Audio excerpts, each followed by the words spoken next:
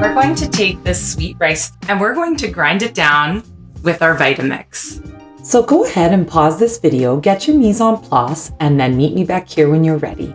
This way of making the sweet rice flour will allow us to actually rinse the rice, which I really love because you never know what has gotten on the rice.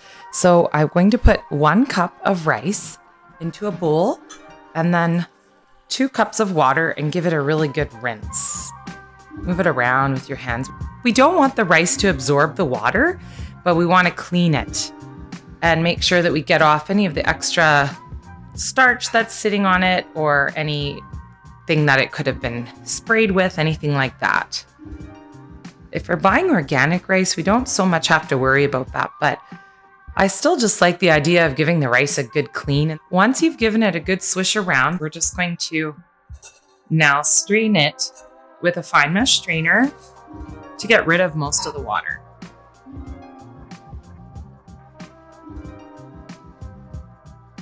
Strain off as much of the water as we can.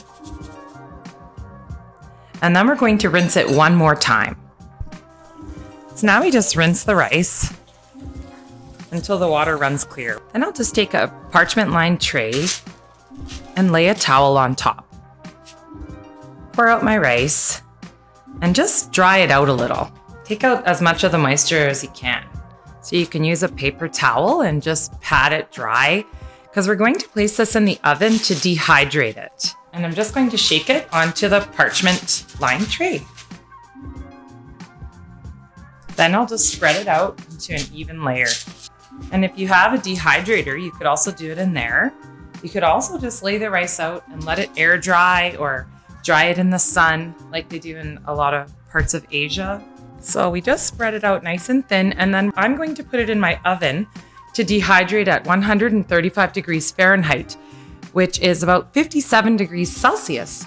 So I have a dehydrate button on my oven, but if you don't have that, just set it at as low a setting as you can until the rice becomes, right now it's still a little moist and not swollen, but a little moist. So we're just going to make it nice and dry and crispy before we're going to then grind it.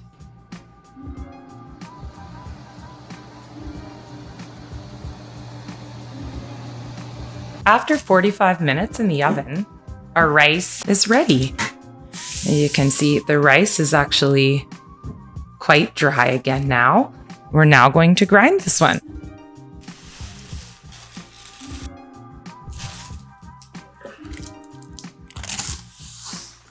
And we'll take this to our blender base and grind it for about 30 seconds.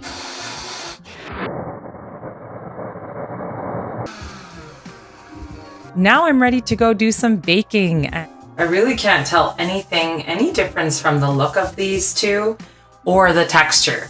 Method 2 here, same consistency. And this is the store-bought flour, which is very, very similar in consistency. Very well, nicely cooked. I think this one even got nicely cooked on the bottom. Oh, it's perfectly cooked inside. Yummy. Let's have a look. This is the one with the store-bought flour. And that looks good. And let's open it up and see how it looks in the middle. Same, looks good. Definitely, method number 2 was our favorite by far. It had the nice fluffy texture, was crispy on the outside, just the perfect amount of soft and lightness in the middle. And it was just lovely. Stood up perfectly well to the store-bought one. And in fact, they were almost better. So go ahead and grab some sweet rice and make your own sweet rice flour today. It will dramatically improve your gluten-free bakes, and you're just going to love the sweet rice flour power. For my recipes that are made with sweet rice flour, please check out the link in the description. And if you've listened all the way through to the end, thank you so much. And please consider subscribing and liking my video so that I can make more of these for you. Thanks, and happy baking, everyone. Woo!